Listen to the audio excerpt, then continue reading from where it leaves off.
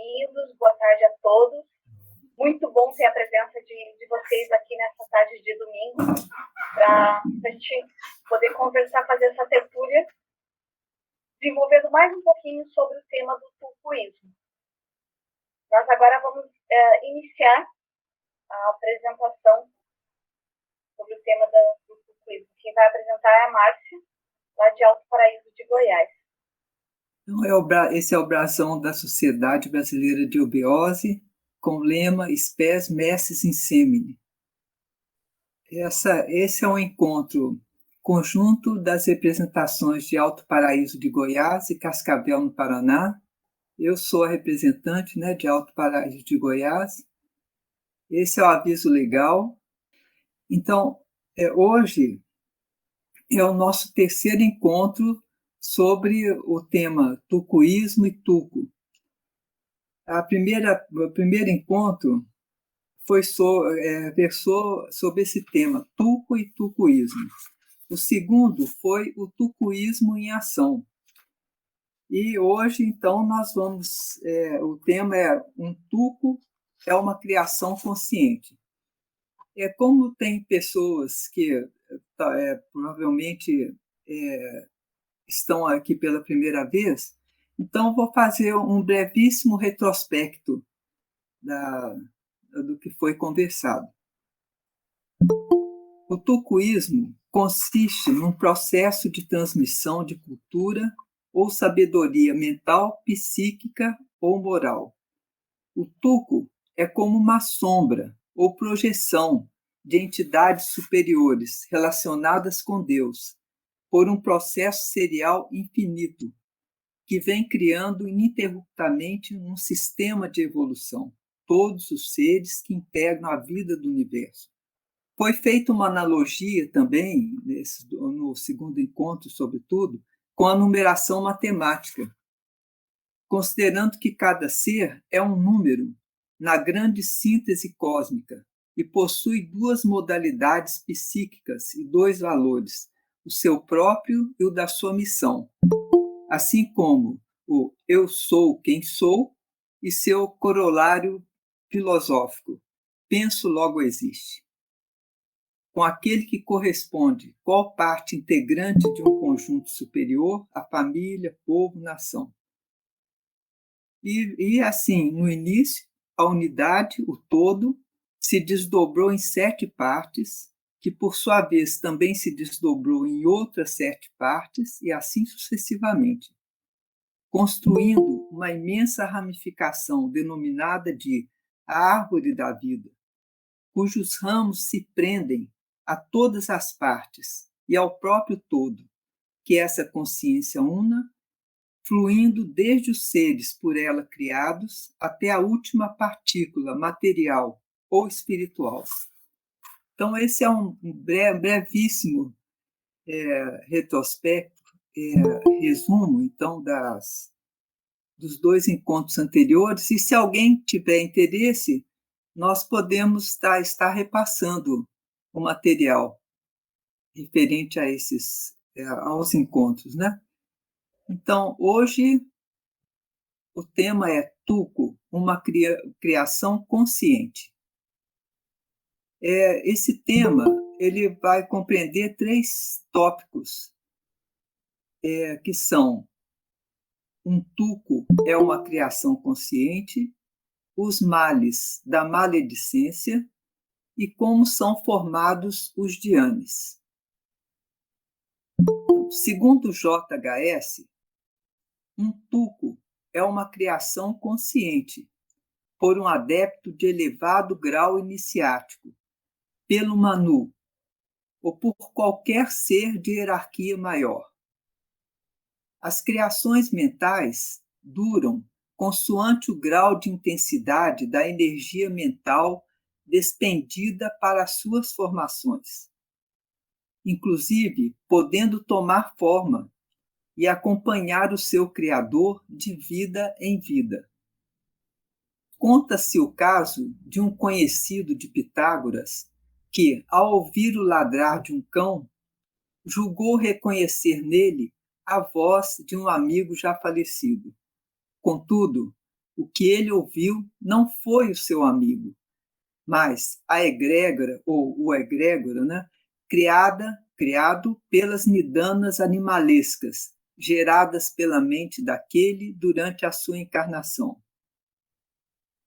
Então, essa egrégora, né, que estamos contando esse caso do conhecido de Pitágoras, ao ouvir o ladrar de um cão que julgou reconhecer nele a voz de um amigo já falecido.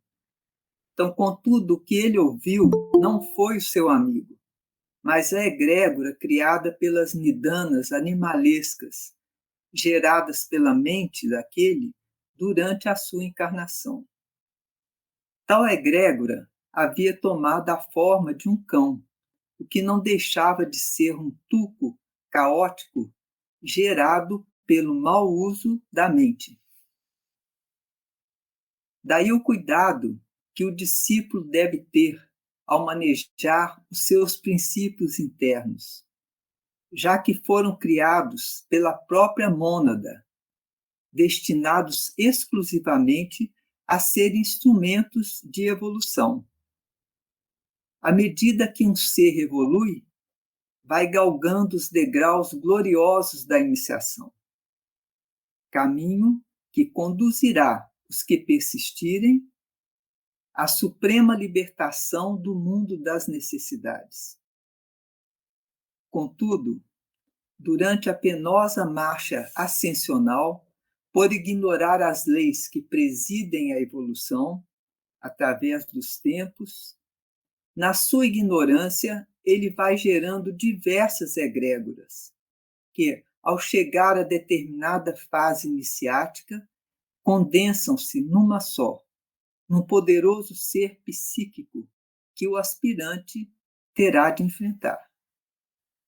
Nas tradições ocultas, esse ser tenebroso, criado pela própria mente do aspirante, é conhecido como dragão do umbral, o qual terá de vencer para se tornar efetivamente um ser liberto.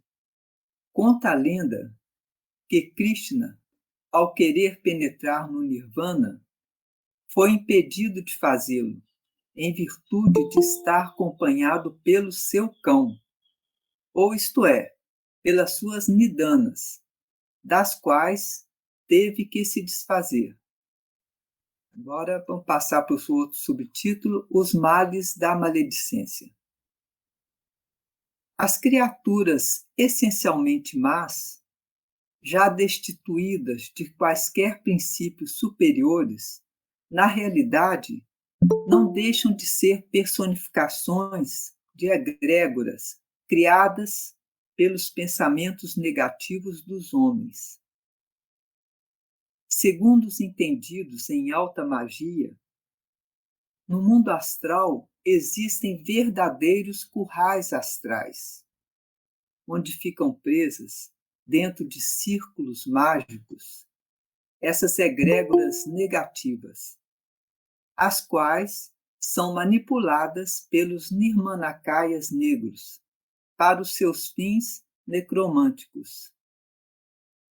A maledicência é uma arma terrível que nunca deve ser usada por aqueles que desejam trilhar o estreito caminho da iniciação.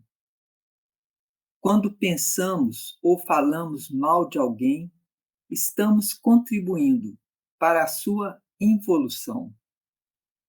E o recíproco é verdadeiro. Podemos diminuir a matéria tamásica do mundo através do pensamento bem direcionado. Quem assim procede está auxiliando na pesada tarefa do Avatara. Os portadores da sabedoria evitam serem envolvidos pelo karma alheio, porque podemos ligar-nos ao próximo, tanto pelos laços do amor como pelos laços do ódio. Ou nos libertamos, ou nos escravizamos com as mazelas dos outros. Outrosim, devemos auxiliar amorosamente o próximo, mas sem nos enliarmos no seu karma. Assim ensina a sabedoria dos deuses. O terceiro subitem, como são formados os dhyanis. Assim como existem egrégoras malignas, também existem as suas contrapartidas benignas.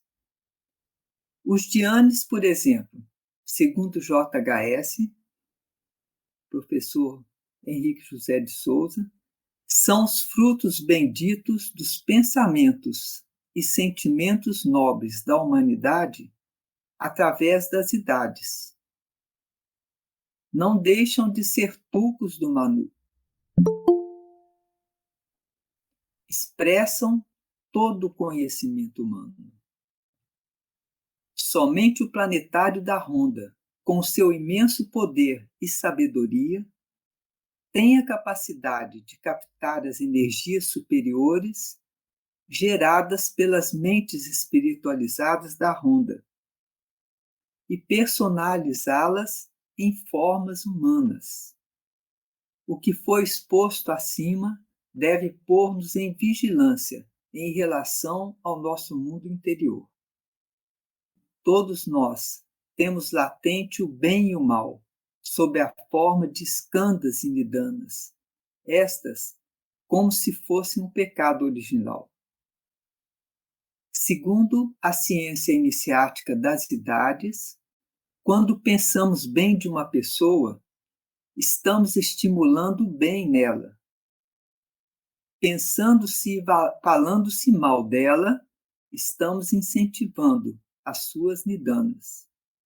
Operando com sabedoria as nossas forças psicomentais, nos transformamos no mago assinalado no arcano primeiro do tarô. Então, essa é a mensagem do professor Henrique José de Souza. Nossa mente é como um aparelho de rádio que transmite nossos pensamentos e recebe de outrem. Depende de nós fixarmos nossa mente numa elevada faixa de vibração de bondade e de amor, para que só sejamos atingidos por pensamentos idênticos. Então, a referência do tema de hoje foi retirada do caderno Fiat Lux número 39. Então, estão aí os contatos das representações de Alto Paraíso de Goiás e Cascavel, no Paraná. E também relativa à eubiose. Maravilha, Márcia. É muito boa esse tema de hoje. Ele traz praticamente, em resumo, uma síntese geral daquilo que vimos até agora, inclusive abordando sobre 3 aspectos diferentes. Nesse momento, então, eu gostaria de convidar a Gilmara para que ela, por favor, faça o seu comentário relativo ao tema de hoje, para depois nós abrirmos para os comentários dos presentes. Agradecer a apresentação da Márcia, obrigada pelo estudo trazido hoje. São 3 formas de se pensar, né? Então, além do resumo que ela trouxe sobre aquilo que nós já tínhamos discutido nos outros domingos. E é muito, muito interessante todo esse aspecto, esses 3 aspectos que ela fala, né? Então, primeiro, a questão do cuidado com os nossos pensamentos, vigilância dos sentidos, como diria a nossa mãe Helena, vigilância dos sentidos, porque o nosso pensamento, tudo que nós pensamos e sentimos, nós estamos transmitindo isso. E tem uma outra fala que o professor também nos coloca, que o pensamento altruísta, ele, agora assim, o benefício do meio e também volta até nós. E hoje a gente entende, através que a ciência agora está alcançando um pouco mais, através da física quântica, sobre a questão de nós entendermos um pouco melhor esse processo, né, de transmissão, porque o nosso pensamento ele é muito, muito ágil, muito rápido, né? Então, nós precisamos ter desenvolver, na realidade, primeiro, a observação do nosso pensamento. Então, a vigilância dos sentidos seria justamente através de várias técnicas, pode ser através dos nossos yogas, das meditações, para nós primeiro observarmos como está a qualidade dos nossos pensamentos. E nesse processo, por exemplo, se eu tenho um pensamento recorrente, se eu tenho alguns pensamentos que não são muito saudáveis, então, como é que eu lido com isso? Só através da negação eu não vou conseguir reequilibrar. A negação, ela não é um caminho, né? Então, eu trazer à tona isso para saber o que isso está representando, e quanto mais sério, quanto mais recorrente o nosso pensamento, pode ver que ele está muito ligado a uma emoção, ele está como se fosse uma âncora que nos aprisiona a uma parte do astral. Então, nós temos que entender esse linhame, o que nos aprisiona, qual é esse sentimento. E tudo isso, olha, é uma um longo processo de autoconhecimento para trazer à tona com muita tranquilidade e trazendo e lidando de um pensamento por vez, um dia por vez. Até estava lembrando com relação a isso, aquele filme que tirado do filme Alice no País das Maravilhas, onde ela tem que enfrentar o seu dragão, né? E não é nada mais, nada menos, né, que o seu dragão do umbral. E ela espera por alguém que venha empunhar a espada, e depois ela descobre que no dia que estava colocado para sua batalha, para ela enfrentar o seu dragão, ninguém aparece. E ela vai ter que desenvolver a coragem para enfrentar seus próprios dragões. Então, a nossa literatura, através de alguns filmes, a gente pode entrar em contato com todo esse... é convidado também a fazer parte desse processo iniciático. O mundo todo pode ser também um processo iniciático, né? Que colabora muito com a nossa escola de iniciação.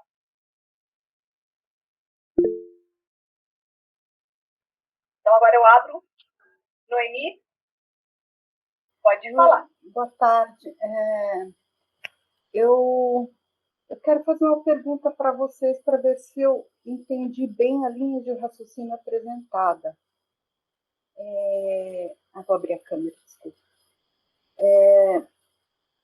Vocês começaram com o tulkuísmo, depois comentaram egrégora, e depois trouxeram Dhyanis, né? Então, eu confesso que eu fiquei um pouco confusa, porque para mim são questões distintas.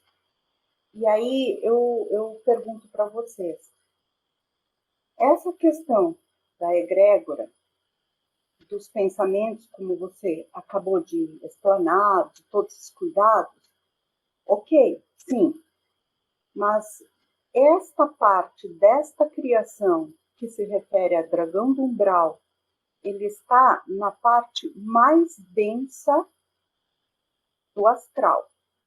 Lembrando que tem 7 nuances, né, ou 7 estados de sutileza do astral. Então, esta parte é a mais densa. Tá. Isto não tem, dentro assim, do pouco que eu estou estudando, com relação a Dhyanis, enquanto criação, e com relação a tulkuísmo. Porque Dhyanis são espíritos angélicos, são criações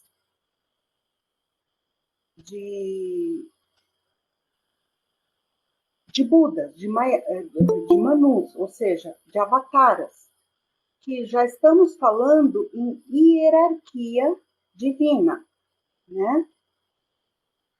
Então, isso que eu fiquei um pouco confusa. E tucuísmo, a criação de tucuísmo, eles estão ligados à árvore de Kumamara, sim, mas desta hierarquia superior, é isso que, assim, para mim ficou um pouco confuso.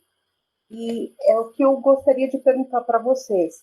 No estudo de vocês, da Márcia, de vocês que estão apresentando, a impressão que me deu é que vocês colocam tucuísmo, criação consciente, mas como se fosse uma criação nossa com relação a esse pensamento. É isso mesmo? Entendi o que você falou, Márcia. Noemi, a Márcia, ela apresentou, sim, esse processo já mais elevado, sim. Eu mesmo, interpretação minha, trouxe para o processo mais humano, tá? Então, por isso que você viu essa disparidade, sim. Mas o que a Márcia estava apresentando já é algo mais divinatório mesmo, não é algo tão humanizado. Mas daí são processos diferentes, né? Ou seja, cada coisa em um lugar. E eles não têm relação nesse momento, essa criação astral de cuidados, de vigilância nossos de egrégoras, eles não têm ligação direta, imediata com relação a tucuísmo e a esses dhyanis. Eles teriam ligação dentro do nosso teatro, né? Ou seja, na nossa vida, na nossa evolução em vida, quando nós estamos, digamos, lá na frente, já moralmente equilibrados com valores eubióticos, e aí sim nós temos um quantum de consciência adquirida, que nesse atual momento nos é permitido 25%, né? Ou seja, atingimos esses 25%. Aí sim, esta luminosidade de consciência da humanidade, aí sim é, digamos, absorvida ou elevada a estas consciências de hierarquia. Né? Dentro do que eu estudo, eu entendi dessa forma.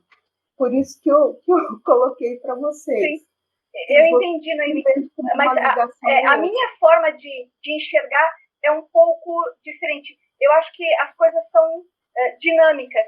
Nesse processo, por exemplo, os dhyanis são essa criação divina, mas eu sou influenciada diretamente pelos dhyanis a cada minuto que eu me ligo a isso, né?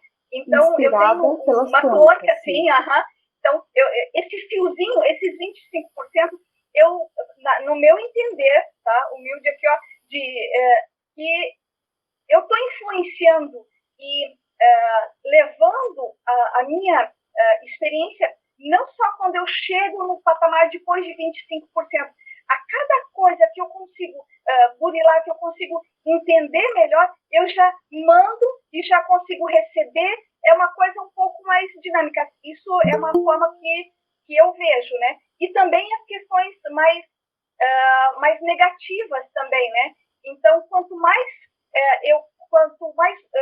eu consigo chegar, quanto mais luz, quanto mais é dado, mais vai ser cobrado. Então, esse processo, eu entendo de uma forma assim, mais rápida, né? E por isso que eu trago essa questão junta, né? Mas você tem razão, tem essa separação, mas eu entendo só de uma forma didática. No nosso dia a dia, pelo menos eu penso, talvez eu possa estar errado, alguém possa, até você pode me esclarecer, que precisa estar com 25%. Eu acho assim que a coisa está sempre ocorrendo, está sempre sendo visto o que eu já consegui, o que eu ainda não consegui, o que eu, dependendo da vibração, a cada minuto, a cada segundo, quando eu me ligo a uma vibração, eu posso me elevar um pouco mais, eu posso perder um pouco mais de conexão. Então, é uma conexão dinâmica nesse processo. Eu penso dessa maneira, se alguém puder me esclarecer. Dentro da tônica de autoconhecimento nossa, existe uma identificação, sim, com a tônica de saberes que cada Dhyani nos inspira, né? Inspira a humanidade. Mas dentro desse processo, digamos, de elevação de consciência para estes seres de hierarquia, existe, digamos, um outro sistema de evolução que acontece para que isso seja absorvido por eles. E isso é dado após a finda, após a nossa morte carnal, né? Existe um esqueminha aí, por isso que existem os lípicas, né?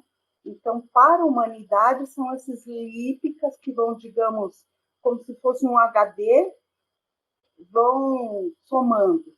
E isto, para nós, aqui, de conexão, de elevação, é tido, a gente, pelo menos, relaciona com o karma a ser equilibrado no teatro. Que são sistemas de processo dentro de outros grandes sistemas. Eu, pelo menos, fui encarando dentro disso, por isso que eu coloquei, eu achei interessante. Vamos ouvir, então, a nossa querida Suzana. Ela levantou a mão. Por favor, Suzana, pode se manifestar, por favor? Então, nessa questão da criação, lembrando o que a Gilmara, né, falou sobre a mãe Helena, com relação à vigilância dos sentidos, eu imagino que nós criamos seres o tempo todo. E é nesse aspecto que eu entendo também a nosso nível humano a questão do tucuísmo. Quando fala no texto que a humanidade, a necessidade da humanidade criou os Dhyanis, então é baseado na condição que nós aqui, no nosso processo evolutivo, temos condições de criar também. É tanto de baixo para cima como de cima para baixo. A criação de cima para baixo depende da necessidade nossa aqui. E a cada pensamento, a cada sentimento que a gente tem, a gente cria um ser, que nesse aspecto é um tudo. Não sei se eu estou certo ou não, mas me desculpe a ignorância, mas talvez seja nesse aspecto que o estudo, ou que o estudo quis dizer, não sei. Era isso que eu tinha que falar. Mas é justamente para não levar esse entendimento que eu quis fazer essa pergunta, porque nós, nesta condição, podemos ser criadores, sim, da nossa ambiência para esse equilíbrio kármico. Nós não podemos criar dhyanis. E o que nós criamos não são seres. Está mais ligado à ideia de egrégora, de ambientes, que é bem diferente. Quando nós, pelo menos ao meu entendimento, quando nós falamos seres, são seres, né, de elevada consciência e hierarquia. Aí, um dia, claro, lá no futuro, mas não enquanto não terminarmos esta ronda, este trabalho. É assim que eu entendi nos estudos. Gilmara, por favor, então. Muito interessante. O que a Suzana apresentou é exatamente a minha forma de pensar mesmo, sabe? Foi essa interpretação que eu fiz desses que nós estamos criando ininterruptamente, cada vez que nós sentimos, e depende também da sintonia. Qual é a média daquilo que eu penso e sinto, vai ser a frequência. Nós somos como se fosse, vamos fazer uma analogia com o aparelho de rádio, né? Então, eu mais ou menos sintonizo, tem uma variação, mas mais ou menos sintonizo e estou criando naquela sintonia, né? Mas também, Noemi, eu entendo assim, que a gente não cria de antes, mas a divindade, olhando para essas nossas criações ininterruptas, elas criaram os Dianes justamente para poder fazer esse saque contra o futuro, para que a humanidade, e cada vez que um avatar vem, é quando mais precisa, quando a humanidade se densifica. E essa densificação tem a ver com esse processo. Então, é algo assim que é divino, e nós não temos a capacidade de criar num nível tão acima como os gêmeos. Mas como nós estamos ligados a eles, nós somos como se fôssemos filhos deles, como os tulcos que nós criamos através do nosso mental e do nosso emocional, sejam criações boas ou ruins, vamos colocar nessa polaridade, né, porque normalmente está interligado, nós também vamos ter que nos responsabilizarmos por essa nossa criação, que isso gera nosso karma, que gera todo o processo das leis herméticas de ação e reação. Eu criei, agora eu vou ter que dar conta disso. E os seres que nos criaram também, eles também se responsabilizam por esse processo, e eu acho que é ininterrupto esse processo de estar sempre tentando nos resgatar. É sempre aquela mãe, aquele pai amoroso que tenta educar os filhos e trazer eles para mais perto daquilo que é a lei, mas dando liberdade através do nosso livre-arbítrio para que a gente vá trilhando e aprendendo por si só. Eu acho que o diálogo está muito legal. Agora a Márcia levanta a mão, eu vou passar a palavra para a Márcia, depois eu gostaria de fazer um pequeno comentário e depois voltamos na sequência. O Amaury vai falar. Boa tarde, gente. Amaury falando. Eu acho que as duas pessoas têm razão. Tanto a Noemi como a abordagem dela, quanto as outras duas, né? Que foi Quem foi? Helena? Gilmara e Suzana e Gilmara. Porque eu acho que a palavra aí, a questão seria humanidade ou o homem? E o texto fala de humanidade.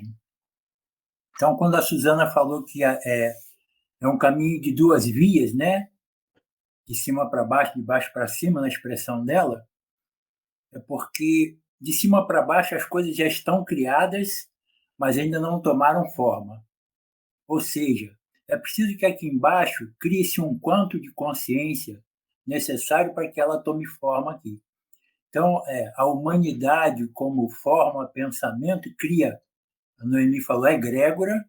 Essa egrégora que ainda está no astral, ela vai criar um campo de atração necessário, né, possível para que esses Dianes que estão acima do astral possam encontrar, então, uma reverberação mais baixa e vir descendo. Não um homem, não é o nosso pensamento enquanto indivíduo, mas um conjunto de humanidade que, ao construir uma egrégora, né, ela pode permitir essa manifestação ou não. Então, as duas pessoas estão, os dois pontos de vista estão corretos se considerarmos humanidade e não o homem como indivíduo. Não sei se eu me fiz entender. E aí, quando a Noemi apresenta que o homem não tem capacidade de criar um Diane, é verdade, um homem não. Mas uma humanidade que, num estado de consciência, pode criar um aspecto positivo, ela pode atrair e manifestar um Diane. como também um aspecto negativo, que é o que o texto apresenta também, né? As formas negativas vão sendo construídas, uma humanidade decaída, com pensamentos maledicentes, etc., etc., vão atrair o quê? Os Vimanakayas através de pensamentos negativos. Era isso aí. Obrigado. Obrigado, Amorim. Muito bom comentário. E todos os comentários muito interessantes.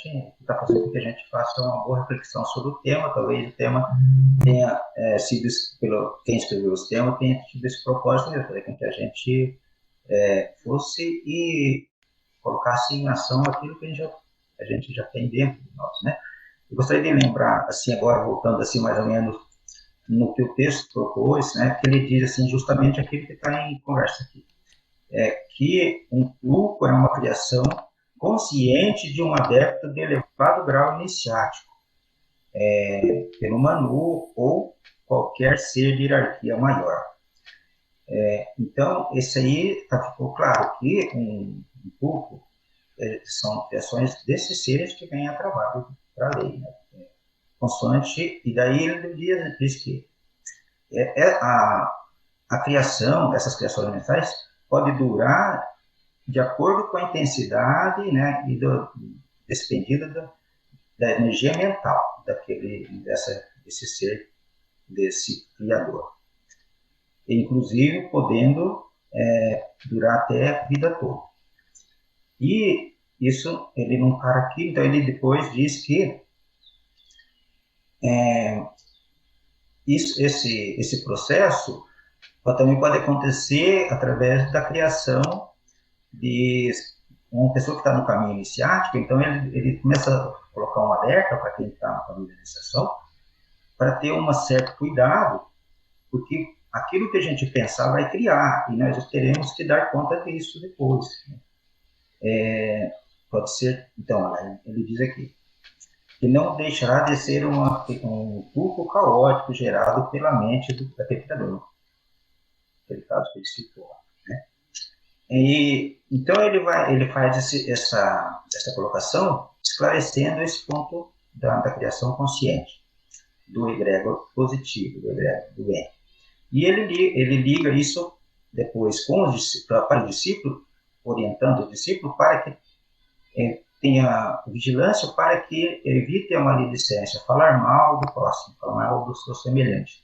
Então, quem acompanhou o texto, a apresentação desde o início, viu ali que aquilo que a gente pensa do nosso próximo, assim, comentar mal, fazer comentários negativos, falar mal das pessoas, contribui para criamos uma força que vai dificultar a evolução dela, vai contribuir para a involução.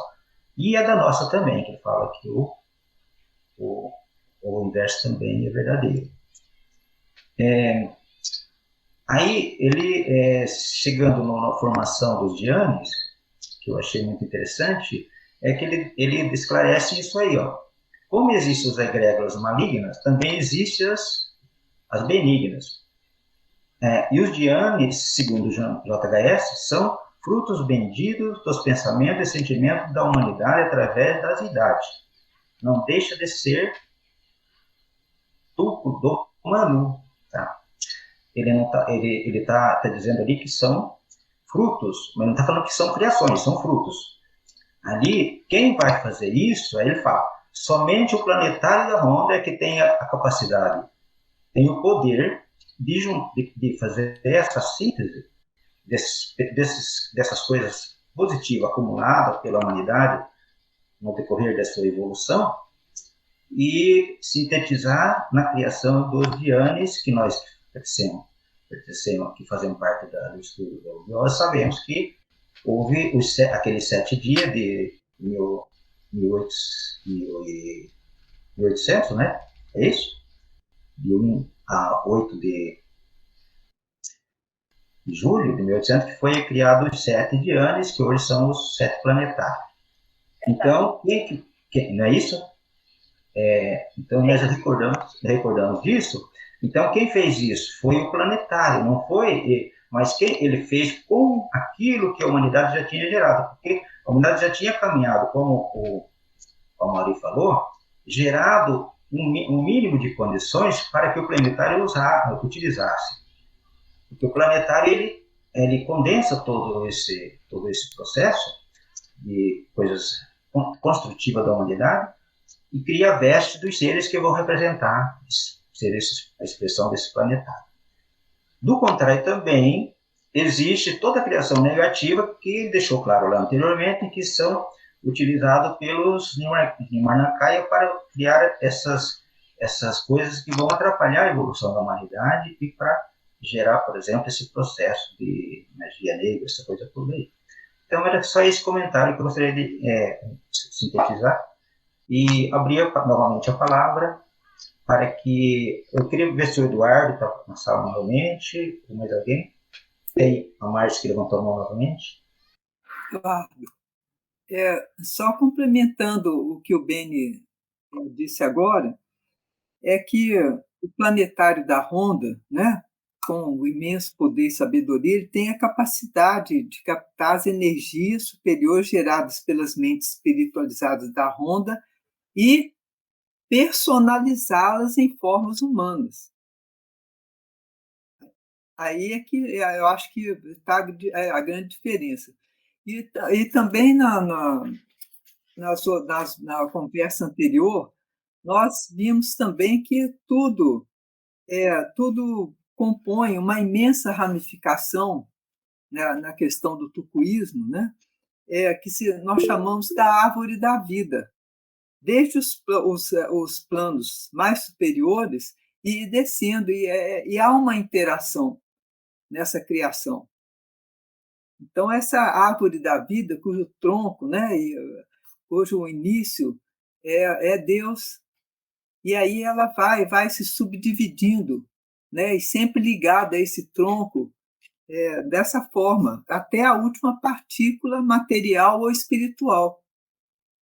Então, é nesse sentido que o tucuísmo tanto quando o mestre, né, ele transmite a sabedoria, o poder e tal, isso num grau assim mais elevado, como nesse outro grau onde nós estamos, que a criação ela é individual, né, mas ela se soma às outras semelhantes para tornar coletivo, e é o que nós chamamos de egrégora, né?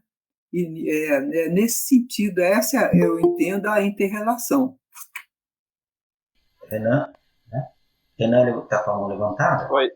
E o Renan, pode colocar sua palavra, por favor? Tá bom, obrigado. Boa tarde a todos os irmãos.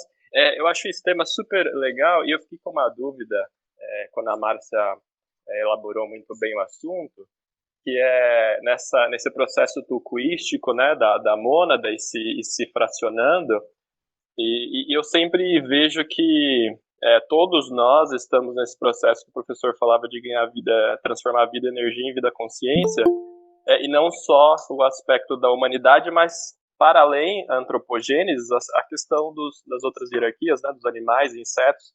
Eu acho que todos estão nesse processo.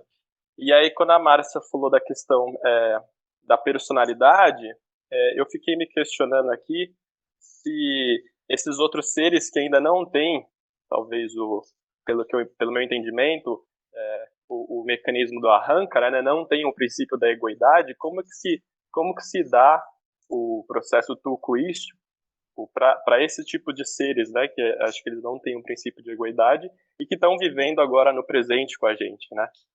Era isso, obrigado. Obrigado, Renan. Eu convidaria o Eduardo, por gentileza, para entrar no comentário. E gostaria de falar, Eduardo? Salve, tudo bom, Bené? Boa tarde para todos.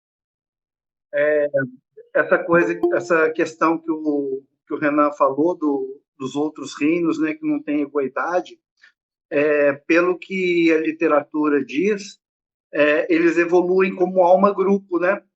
Então, a parte, vamos dizer assim, imaterial desses seres está sob a regência de hierarquias, de totens, de munis, de de seres, de Budas, né, do reino mineral, vegetal, animal. Então, existe toda uma coletividade também. E cada espécie tem a sua alma-grupo. Da mesma forma que o ser humano também, enquanto ele não se individualiza, porque o princípio de arrancar, de egoidade, todos temos, mas individualizar isso como um eu é outros 500, né? É como até a Gilmara falou na live passada, da questão da individuação, né? É todo um processo psicológico de amadurecimento para um ser humano se diferenciar da coletividade, deixar de ser um Maria vai com as outras, né? E ter suas opiniões próprias, seus pensamentos próprios, né? Então, até mesmo não é todo ser humano que já está de tabela individualizado, não. Muita gente vive ainda dentro de uma alma coletiva, né? A realidade é essa. Mas sobre esse tema, eu gostaria de falar que, basicamente, a natureza humana, vamos deixar os outros reinos de lado e vamos deixar também a divindade de lado. Vamos falar de ser humano, né? Que é a nossa condição. Então, a condição humana, ela tem basicamente duas posições na vida. Ou você está realmente atingindo um grau de autoconsciência, vamos dizer assim, o equivalente ao primeiro grau do adeptado, ou você é um ser humano comum. Então, o ser humano comum segue as regras da evolução comum natural, né? É o homem natural. E o homem que despertou espiritualmente, de certa forma, ele não deixa de ser natural, mas ele acrescenta um aspecto sobrenatural, né? Vamos dizer assim, acima do que é da natureza humana, que muitas vezes a gente chama da parte divina que a gente tem. E a Gilmara falou do filme, e eu também, na hora que ela falou, lembrei daquele filme, eu acho que todo mundo viu, né? Aquela trilogia do Matrix, né? Que tem o herói, o Neo, né? Então, eles vivem no filme, esse mundo nosso é uma realidade virtual. Então, as pessoas, na verdade, elas estão vivendo dentro de uma cápsula, né? Sonhando que está trabalhando, que está estudando, que está fazendo, que está vivendo, mas, na verdade, ela está dentro de uma cápsula, sendo alimentada ali de maneira, né, automática, e passa a vida toda ali como se fosse uma bateria para o mundo das máquinas, né? Gerando energia para o mundo das máquinas. E as máquinas criaram aquele mundo virtual lá. E quando uma pessoa, né, acorda daquele mundo das máquinas e é resgatado, então ele entra no mundo da Matrix, mas entra consciente, sabendo que ali é um mundo de ilusão, né? E esse fundamento é muito baseado, o enredo desse filme, é muito baseado nos conceitos budistas, né, de Maya, né, de que esse mundo da realidade não é realidade, é uma ilusão, é uma Maya. A gente está 7 bilhões de pessoas aí no mundo vivendo, mas, na verdade, elas não estão vivendo com consciência, elas estão sonhando que estão vivendo, né, e seguindo aí. Esse filme é muito interessante e dá muito o que pensar. Então, eu entendo que, basicamente... E outra coisa interessante, o sujeito, quando qualquer um que está lá na Matrix, né, vivendo naquele mundo virtual, ele pode ser abduzido, incorporado por um agente, que eram aqueles programas sentinelas que cuidavam para que as coisas ficassem daquele jeito mesmo e o ser humano continuasse dormindo, né? Vamos dizer assim, inconsciente. Então, esses agentes, né? Eles podem assumir o corpo de qualquer pessoa que não despertou ainda. Então, da mesma forma, a menos que a gente adquira dê o primeiro passo no processo de iluminação, não estou falando de iniciação. A iniciação é todo o preparo que a gente faz com o objetivo de atingir esse despertar espiritual, né? Que a única coisa que interessa na iniciação é esse despertar espiritual. Mas enquanto isso não acontece de maneira plena, consolidada, constante, a gente pode fazer todo tipo de besteira na vida, e geralmente é o que a gente faz, né? No processo da iniciação, a gente começa a fazer menos besteira, aquilo que os iniciados, os mestres falam: para de fazer o mal e começa a fazer o bem. Já é um bom caminho, né? Porque com isso a gente está aliviando a nossa própria a gente está deixando de criar problemas para a nossa vida, né? Só que diz a tradição também, e no texto fala, que quando você vai passar do estado natural para o estado de iluminação, você tem um ser, não sei se é bem esse o termo, mas tem uma entidade que no texto é chamado aí de dragão do umbral, né? O dragão do umbral, também chamado guardião do umbral, seria aquele aspecto, né, que a gente falou na outra live, da nossa sombra.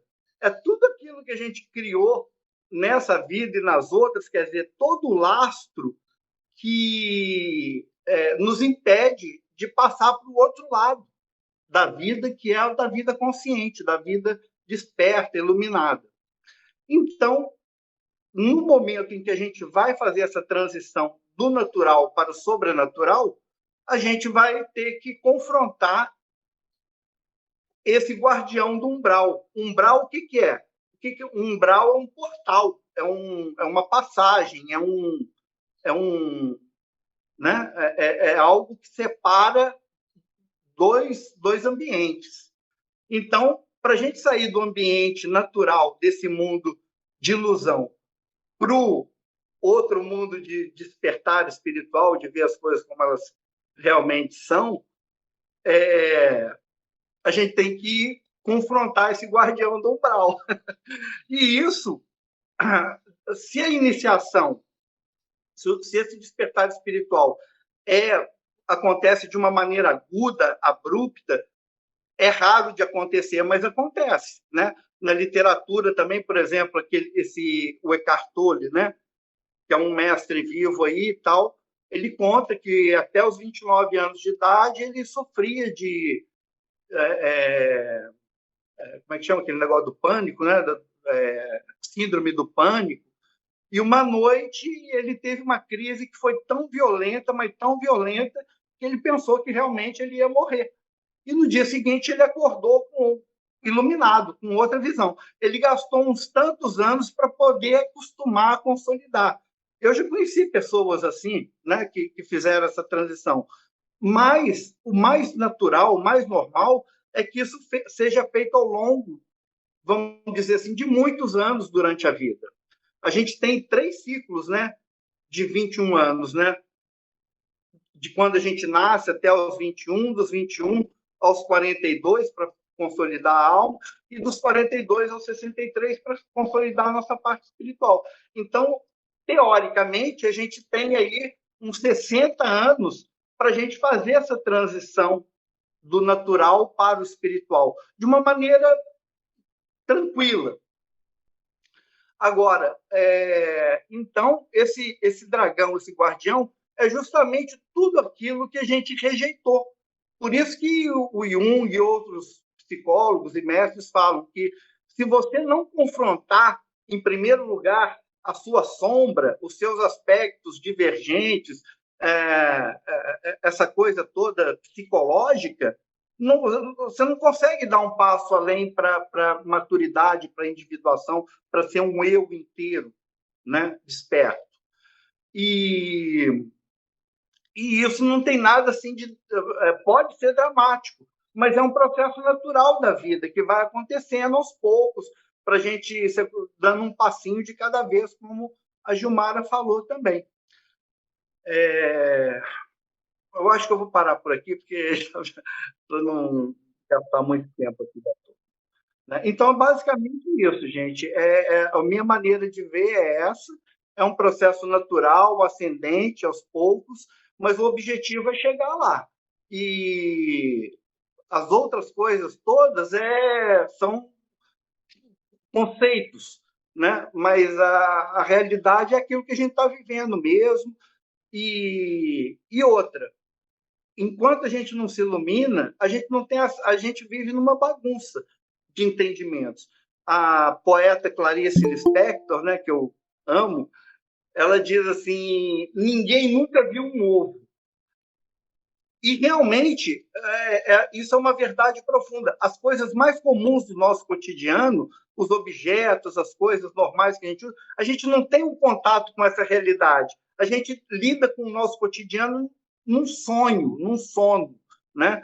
Mas quando a gente enfrenta essa passagem do umbral e passa para o outro lado, qual é a primeira entidade que a gente encontra lá? É a gente mesmo, é o nosso próprio eu espiritual que está lá para dar as nossas boas-vindas. Ô, companheiro, chegou, finalmente!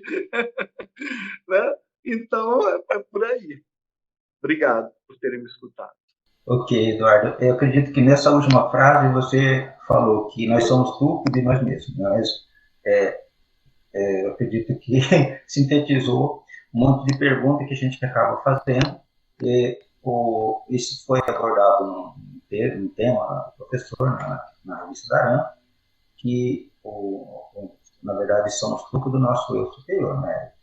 As proporções de cada nível de consciência. Maravilha. Tem aqui um comentário da Isilda, que ela disse assim: você poderia comentar sobre o Tuco na mesma mônada?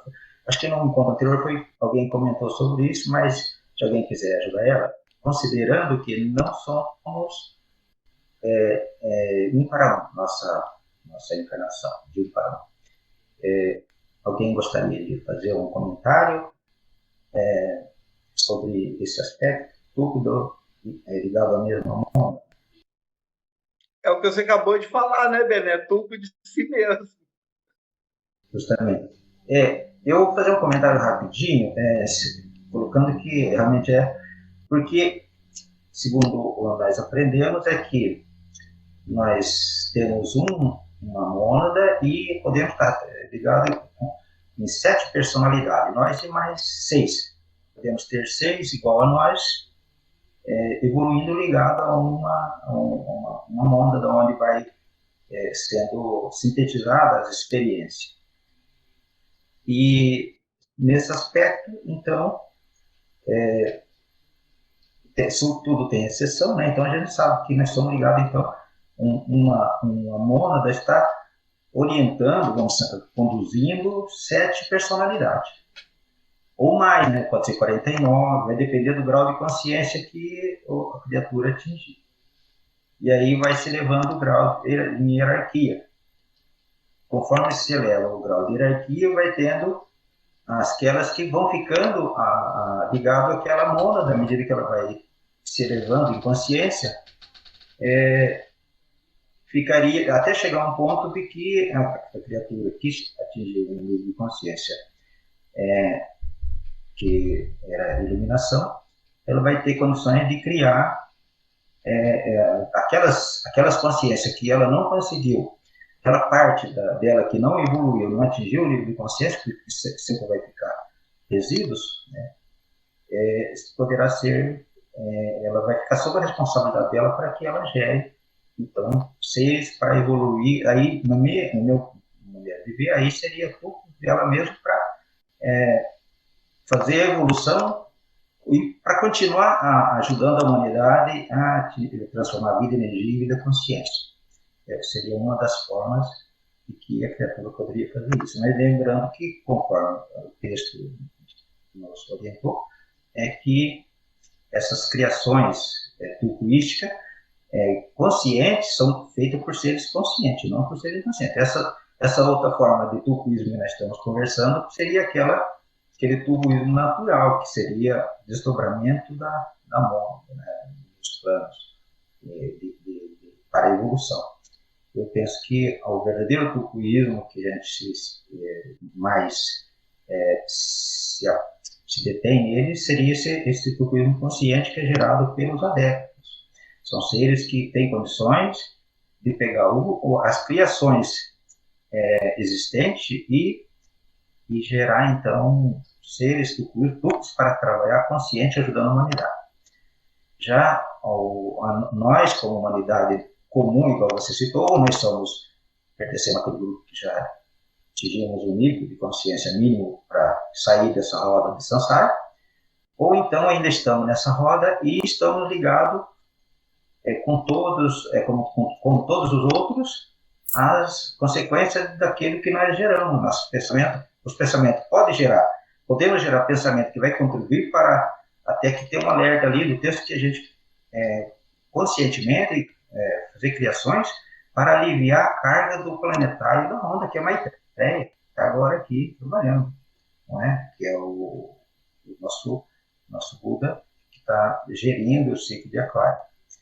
E se nós estivermos fazendo ainda criações inconscientes, nós podemos estar atrapalhando o próprio trabalho da hierarquia e da obra e da lei.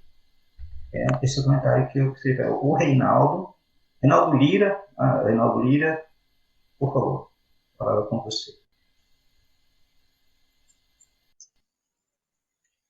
Boa noite, boa tarde, irmãos. Acho que eu estou com um probleminha, eu acho que eu não vou conseguir abrir, tá? Desculpe-me.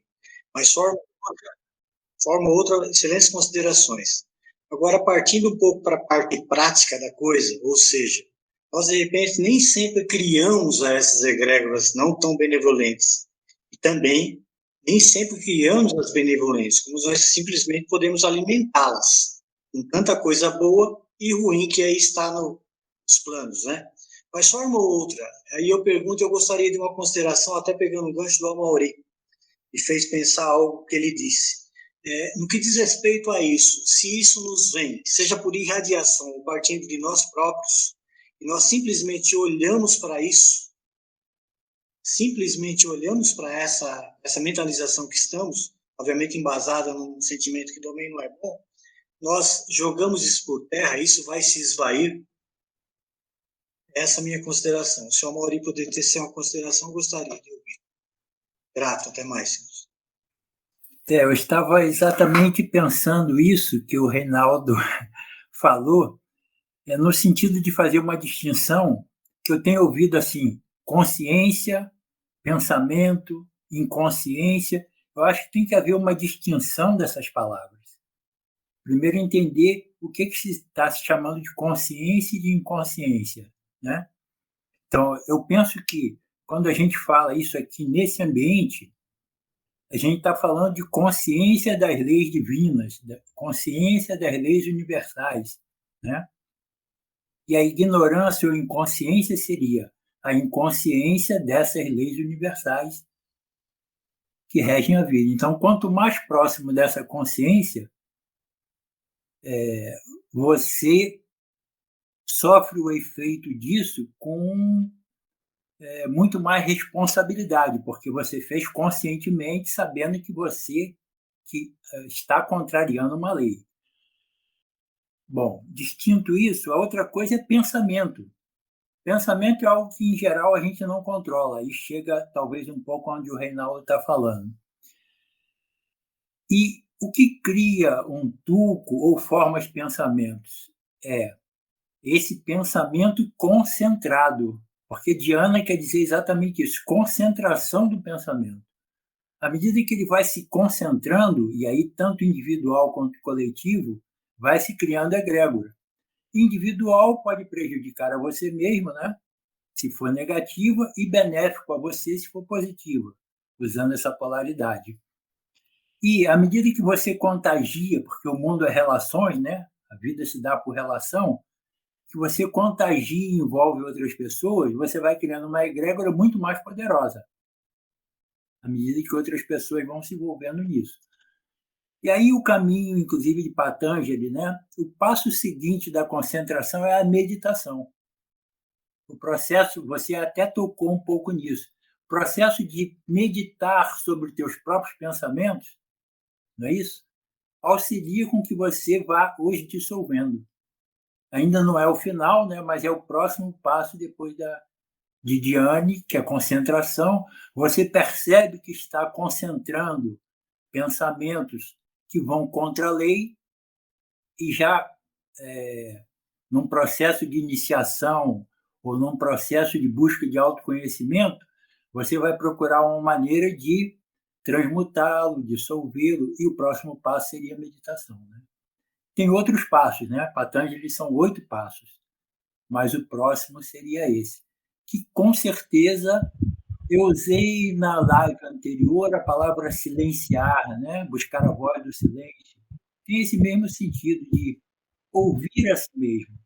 Eu, inclusive, por exemplo, eu gosto de ouvir as lives que a gente faz, quando me chega a mim, reouvir o que eu disse, reouvir o que as pessoas disseram, exatamente para que eu possa meditar sobre o que nós dissemos. Que muitas vezes, nesse diálogo acalorado ou circunstancial, a gente fala coisas reticentes, né? Ouve mal o companheiro. Então, meditar sobre o que a gente fala, sobre o que a gente faz, sobre o que a gente pensa, fala, é importante. Eu penso que é isso. Gratidão. Irmão, para poder dar consciência e poder sublimar tudo que nós temos que sublimar, né? Que eu acho que é o mais difícil.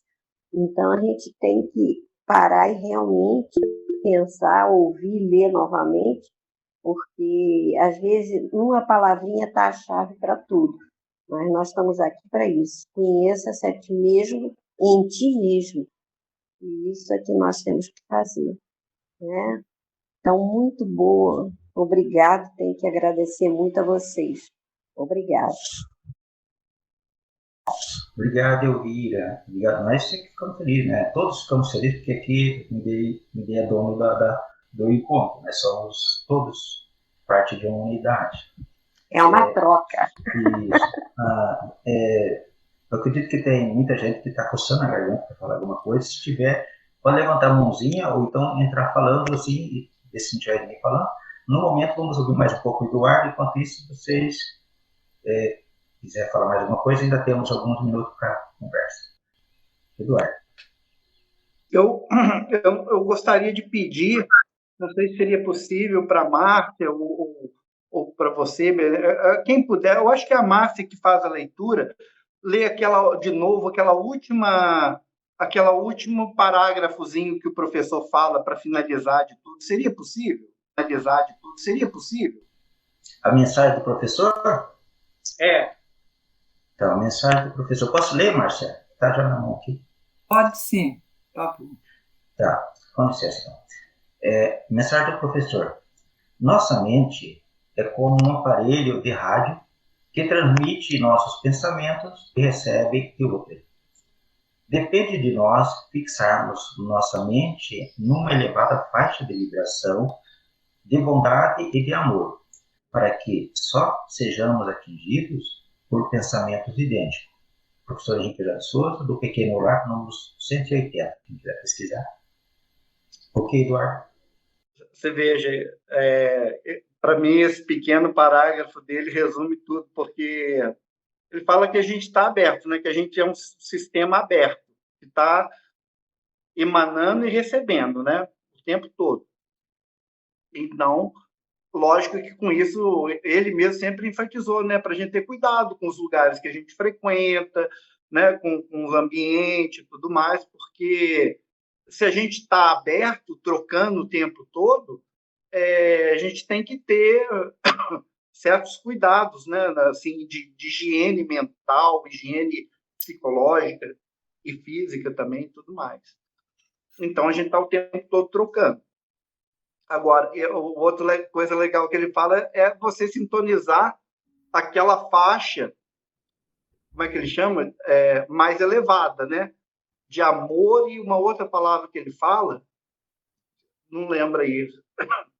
De amor e de sabedoria, deve ser alguma coisa assim, né? Só pode. Só pode. Faixa de vibração de amor e de bondade e amor para que só sejamos atingidos por pensamentos idênticos. Então, é o teu negócio. Eu gosto muito daquela imagem de um pêndulo, né? Que você tem um ponto aqui, e igual, sabe aqueles relógios que a gente tinha, que tem um pêndulo que fica assim de um lado para o outro, né? Quanto mais baixo, vamos dizer, quanto mais baixo, mais ele oscila para um lado e para o outro, mais ele vai de um lado para o outro. Mas no vértice dele, ele está preso num ponto que quase não se mexe. Na verdade, é um ponto fixo. Então, toda vez que a gente se eleva espiritualmente, a gente sai dessa gangorra de altos e baixos, de bem e de mal, de antipatia, de simpatia, enfim, dessa problemada toda, né? E esse vértice, esse ponto que ele fala superior, que a gente deve procurar sintonizar, é o que eu entendo que é o que o Amaury falou, que são aqueles 3 últimos estados do Yoga Sutra de Patanjali: Dharana, Dhyana, Samadhi. Concentração, meditação e contemplação, que é a imersão nessa totalidade, né? Onde o sujeito fala, eu, Tat Tuan Asi, né? Aquela frase dos yogas, eu sou aquilo com A maiúsculo, né? Aquilo é a totalidade. Então, ele perde a individualidade para ser um com essa totalidade que é a nossa fonte divina. Então, o objetivo é esse, porque se a gente ficar nesse mundo de procurando o mal, do Nirmanakaya, do que falou, do que... É complicado. É uma bactéria.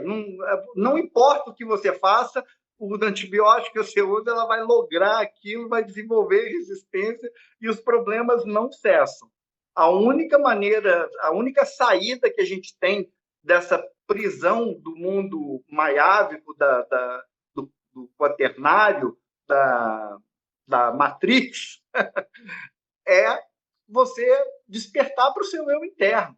E com isso, a gente vai aos pouquinhos, cada live que a gente assiste para discutir isso, cada aula, cada yoga, cada ritual, cada estudo que a gente faz, é um degrauzinho que a gente sobe nisso e uma maneira da gente adquirir constância nisso. Porque, às vezes, quando você está bem, é mais fácil de você se manter nesse patamar mais superior de amor universal.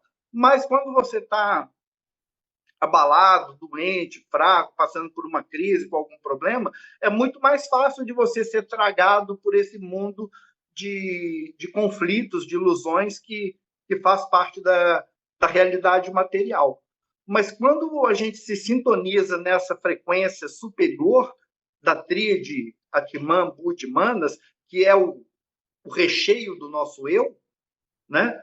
E transforma isso num estilo de vida, né? Numa biose,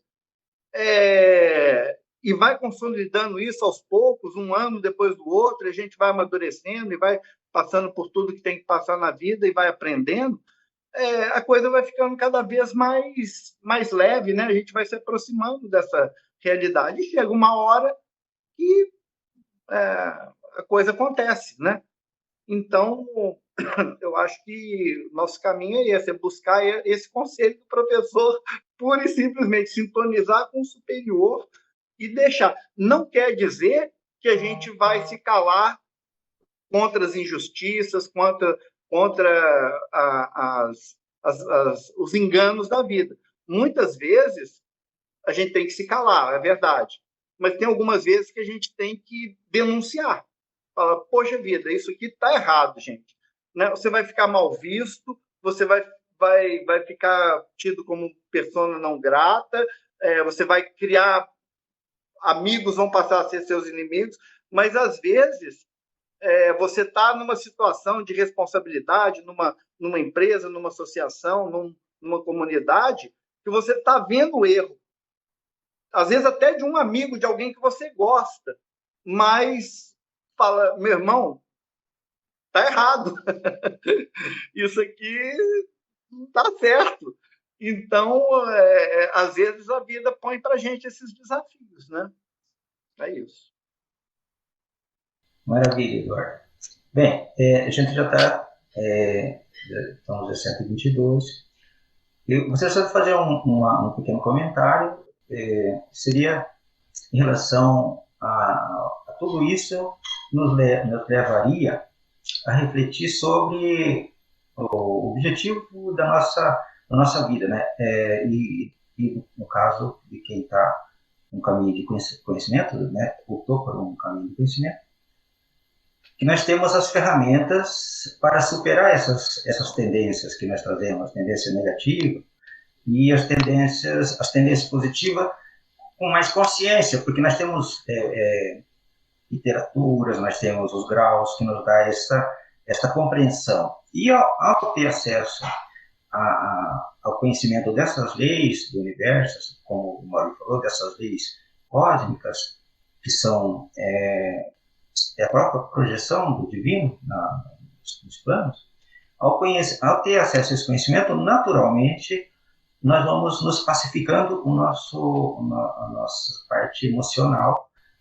E esses egrégoras que nós criamos e que estão o ambiente onde pertencemos, nos ajudamos a construir esses egrégoras hipoteticamente negativos, ao tomar consciência disso, nós jogamos uma vibração de energia diferenciada nelas. E essas egrégoras já começam a vibrar em nós de maneira mais harmoniosa e mais compreensiva, ao compreender, ao ser mais amável, até quando precisarmos tomar uma atitude, como o Eduardo falou, assim, de colocar uma verdade mais profunda, assim, chamar a atenção, nós vamos chamar, mas de uma maneira diferenciada do passado. Não vamos nos colocar como senhores da verdade, nós vamos nos colocar como irmãos que vai dar a mão e vai pedir para a pessoa que se dê uma chance de olhar novamente de uma maneira diferente para essas coisas que estão acontecendo. E que hoje não existe nada que está acontecendo que nós consideramos negativo que não faça parte do processo de evolução. É aquilo que nós estamos resolvendo. E é um momento maravilhoso. Esse encontro aqui é um momento muito interessante, porque nós estamos aqui compartilhando, nós estamos fazendo criações inéditas aqui. Nesse momento, nós estamos transmutando isso que nós temos, cada um de nós tem as suas regras, aí, positivo e negativo, cada um vai saber onde o carro aperta, não é? Então, e aí, com a iniciação, essas coisas vão aflorando em nós. E nós vamos deixar de olhar ao que está acontecendo para os outros, vamos olhar no nosso comportamento. Isso vai... E aí, em seguida, vem os yoga que nós temos no templo e em casa, né? Nós somos ofertados rituais. Esse aí é um presente que nós recebemos do professor Henrique José Souza, não é? E principalmente quem aceitou esse chamado é porque o eu interno já está reconhecendo esse chamado para a era de Aquário. E aí tem todos esses recursos que podem fazer com que nós nos afinizemos e vamos nos sentindo pacíficos. E ao sentir pacíficos, mais harmonioso, um resultado, um sinal, podemos chamar assim, de que estamos agindo em conformidade com a lei. Quando nós estamos agitados, tristes, ou aborrecidos com as pessoas, ou com o entorno, talvez seja um sinal de que a gente ainda precisa ter paciência conosco mesmo, recorrer, talvez, a olhar para fazer esse olhar interno e talvez a reavaliar o nosso compromisso com a lei, com a iniciação, com aquilo que nós recebemos nesse de Aquário. Eu deixaria a palavra para o Álvaro, que está comentando alguma coisa. Por favor, Álvaro, pode se manifestar. Boa noite. Boa noite, ainda boa noite, boa tarde a todos. Mas é assim, eu gostei da ideia do Eduardo, né? Quando ele fala do que nós podemos perder amigos se a gente for falar alguma coisa. Até porque de quem é exatamente a verdade. O que a verdade é, né? Para mim, para você, para o outro. Então, eu acredito que se nós fizermos assim, dentro de um trabalho, dentro de algum lugar, com exemplos, eu vejo assim, por exemplo, eu sou professor, então eu fui ganhando muitas vezes o aluno, mostrando para ele que no chão, papelzinho, eu poderia ir pegando, né? Como professor, eu passava no intervalo, pegava o papelzinho. Nossa, o professor está pegando papelzinho no lixo. Isso é um exemplo de boa índole, talvez, e não precisava ficar brigando porque ele jogou o papelzinho dele. E numa sequência, olha, você deixou cair o papelzinho, não dá para pegar? Ah, dá, porque ele me viu fazendo. É uma ideia minha, né? Gratidão a todos. Obrigado. Tem vários comentários, tem alguns comentários de pessoas que já falaram aqui, como a Nini e outros. E tem também aqui as pessoas pedindo para a Márcia que ela gostaria de receber as lives, né? Não sei se a Márcia quer disponibilizar o contato para que essas pessoas possam pedir. Eu já enviei. Interessante, porque de repente a Márcia já enviou? Já fiz. E de repente a gente não consegue captar aqui os nomes, né? Mais alguém gostaria de fazer um comentário? Que agora já iríamos partir para o encerramento, e daí o despedido de todos. A Márcia. A Márcia levantou a mão. Houve também uma pergunta feita aí no chat, qual que seria a diferença, porque nós falamos sobre a maledicência, né? Qual que seria a diferença entre falar mal e comentar alguma coisa sobre pessoas conhecidas, né? Então, parece que a lei não faz exceções, né? Então, se estamos comentando de forma maledicente ou de forma assim não positiva sobre outras pessoas, né? Sobre qualquer pessoa, nós estamos, como diz o texto, né? Despertando e aumentando essas tendências negativas da pessoa, né? E o mestre já me ensinou isso uma vez, que a pessoa que está mal, que está fazendo coisas, né, que não são tão positivas, que elas já estão assim sendo de alguma forma punidas em outro plano, né? Então assim o meu ponto de vista. Eu queria falar sobre isso também. Eu acho que a diferença é a pessoa mesmo que deve distinguir, né? Como a gente percebeu que a concentração de um pensamento, a continuidade dele, e quando você percebe que você continuadamente mantém aquela forma de pensar, e no caso aí de falar mal do outro, você mesmo deve fazer o autoexame. E você pode comentar para o outro ou sobre o outro quando ele mantém o mau hábito, né? Mas se você faz isso continuamente com todo mundo, aí você deve examinar você mesmo. Porque tem aquela fala, né? Não julgueis para não serem julgados com a mesma medida. Então é muito difícil você saber, num pequeno contato com uma pessoa, se aquele comentário, um julgamento, ele é contínuo, se é uma coisa fixa na cabeça da pessoa, então já é vamos dizer assim, um mal instalado nela, né? Ou é algo momentâneo, um comentário, uma crítica. Eu acho que a gente mesmo tem que fazer essa distinção. Mas eu vou voltar lá na fala do Eduardo, e não é contradizendo nem querendo contrapor, mas ele fala da nossa... Nós somos livres, né? Nós temos uma liberdade e nós estamos num universo aberto, é a palavra dele. E eu diria que, aspas, em termo, porque, na verdade, quando nós nascemos, quer dizer, estamos num universo fechado. Escolhemos no cosmos que cosmo nascer, que sistema solar nascer, que planeta nascer, quando nascer, que momento nascer,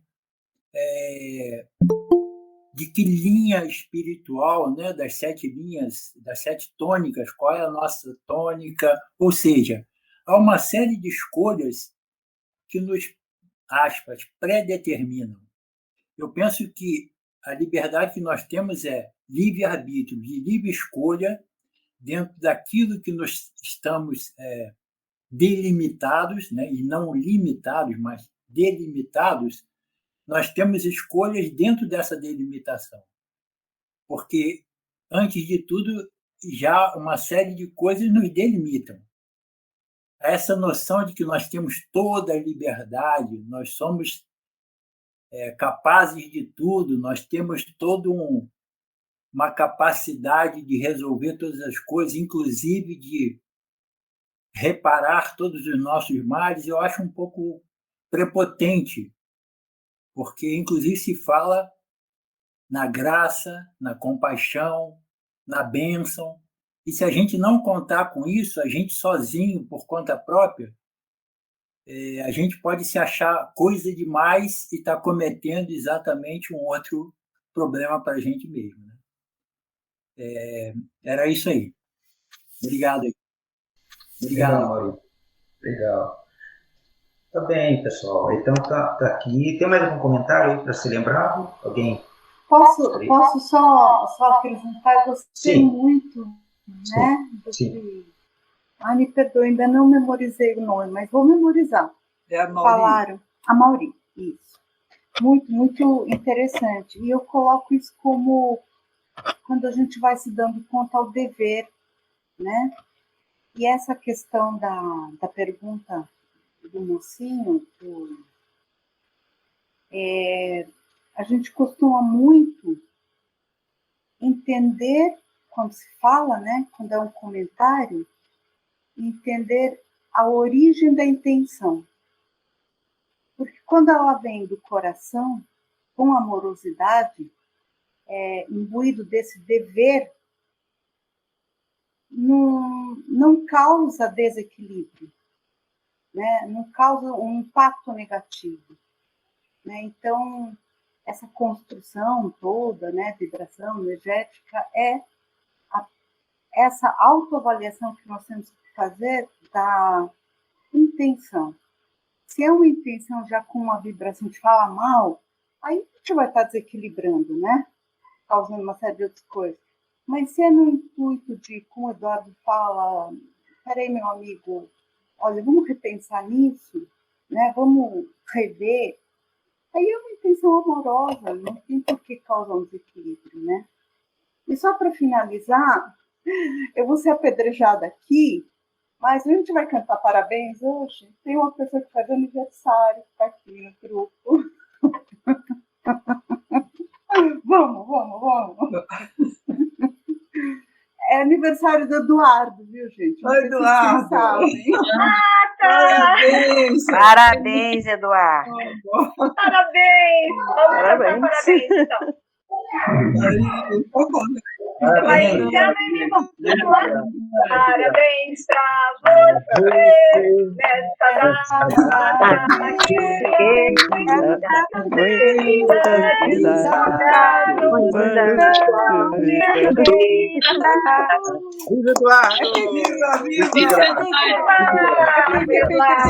É hora, amigos meus. Adoro aniversário. Bolo. Já que é meu aniversário, né? Vou me dar um presente aqui. Você só me permite uma fala muito breve dessa questão da maledicência e tal. Quando vocês estavam falando aí, eu lembrei de uma pesquisa que fizeram numa dessas universidades, Harvard, uma dessas grandonas aí, super respeitada e tal, com alunos.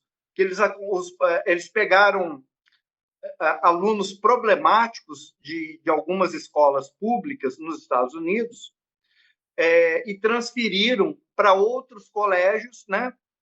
E eram os piores alunos, os mais problemáticos. E esses professores lá, universitários e tal, chegaram na escola nova e falaram a respeito daquele novo aluno que ele era um aluno superdotado, genial, maravilhoso e tal. E os professores, óbvio, né? Veio o cara lá de Harvard dizer que o aluno menino era gênio, né? Passaram a tratar ele como tal, né? E aqueles alunos, todos que eram problemáticos, se tornaram excelentes alunos mediante só por ter mudado o olhar do professor sobre ele.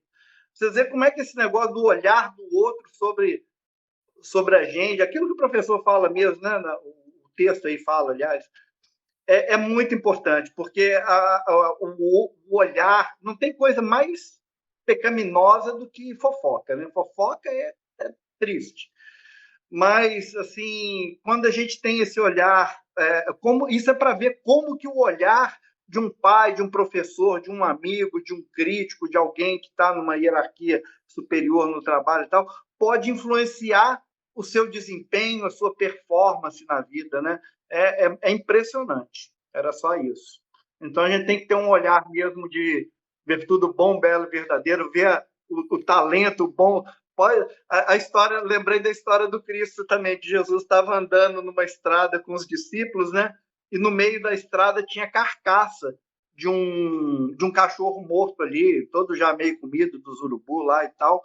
E todo mundo falou, que coisa feia, que mau cheiro, que não sei o que e tal, e foram desviando o caminho.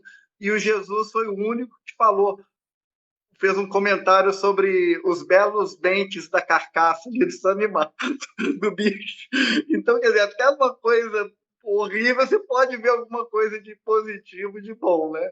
Então, é isso aí, minha gente. Muito obrigado pelo carinho aí do parabéns. E você me paga. Obrigado. Eu sabia que eu ia ler uma apedrejada. Mas eu não podia perder a oportunidade, gente. Eduardo, e é interessante também lembrar da autoimagem, né? Porque muitas vezes a minha experiência, tanto como professor como de xamã, você encontra pessoas belíssimas, com coisas interessantes, e por mais que você faça ela crer nela mesma e ver a sua beleza, elas têm um processo interno construído, aí volta ao tucuísmo, né? Ela construiu atrás de si uma egrégora tão pesada e negativa que ela se limita e está bloqueada por essa forma de pensamento e precisa de um trabalho intenso para que ela faça esse resgate. Só para complementar, voltando ao tema do tucuísmo. Né? Álvaro quer falar? Álvaro, aproveita finalmente, por favor. Tá. Então, Álvaro, por favor. Gratidão a todos. Eu estou terminando o curso Karuna, né? Então, agora estou começando a querer participar um pouco mais, porque esse caminho, ouvindo todos vocês aí um pouco que trilharam o caminho um pouquinho mais para frente, às vezes me dá uma oportunidade de enxergar. Gratidão a todos. Obrigado. Agora a palavra para a Gilmara, ela usar agora o tempo que ela precisar e fazer já a mensagem final dela. Depois eu passo para a Márcia finalizar. Muito interessante a fala de todos vocês, mas inicialmente o que o Eduardo trouxe da questão de nós termos esse olhar, esse posicionamento e o quanto a gente pode até, por sermos livres pensadores, pagar um preço assim, de um afastamento, de não ser bem entendido, mas sempre com aquela intenção, né, tanto para o outro quanto para nós mesmos. O que eu queria trazer aqui é o funcionamento do nosso cérebro, como para nós foi dado o presente, o nosso mental. E o mental concreto, ele trabalha através da classificação. Então, não tem como nós não classificarmos. Nós, tanto para o outro quanto para nós mesmos, né? Quanto mais nós tivermos esse poder mental e formos muito críticos, tivermos dermos um peso muito grande para isso, nós vamos fazendo a seriação. Nós aprendemos seriação desde quase do maternal, de fazer a classificação. Isso aqui é isso, triângulos para cá, quadrados para lá. Nós fazemos esse processo, essa nossa mente concreta. Esse é um presente que foi dado. Nós não podemos nos aprisionar na nossa mente concreta. O que acontece a mais do que isso, nós fazemos o julgamento. Esse processo é além da classificação. Nós podemos perceber uma característica diferente da minha, do que eu estou acostumado, mas nem por isso eu posso julgar, porque o julgamento vai além disso. Então, entenda que o nosso mental vai só classificar. E quanto mais aberto nós estivermos para a diversidade, para o outro, aprendemos novas maneiras de vivenciar, o mundo, que é tão lindo e maravilhoso, né? Vemos o bem, o bom e o belo nas questões, nós vamos sair desse julgamento e vamos continuar usando nosso mental concreto para classificarmos.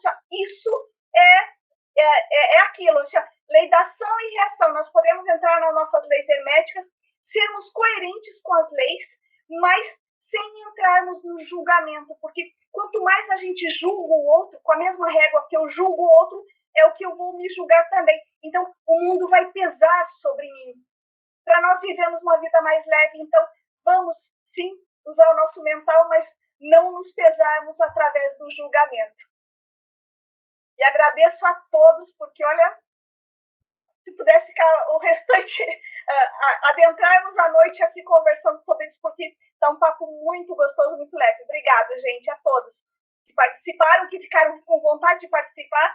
Na próxima, não perca a oportunidade. Maravilha. Márcia, por favor. E gratidão a todos, né, por estarmos juntos. Foi muito agradável, muito produtivo, assim, novamente, né, novas reflexões. E aí convidamos a todos para o próximo encontro, no domingo que vem, né? E que quem quiser fazer sugestão também de temas, é importante, né, a participação de todos. Muito grata. Boa tarde a todos, né? Fala tchau. Obrigado, Márcia. Boa tarde. Boa tarde, irmãos. Tá? Luísa. Palavra aberta. Jéssica. Oi. Minha pupila favorita. Aqui, ó. Todo mundo falando. Boa tarde, pessoal. Obrigada pela companhia. Boa tarde, Silvana. Tchau, gente. Tchau, bem. Tchau, gente. 19 horas temos mais um encontro lá no grupo da série interna. Todos, gratidão, boa semana para todos. Obrigado.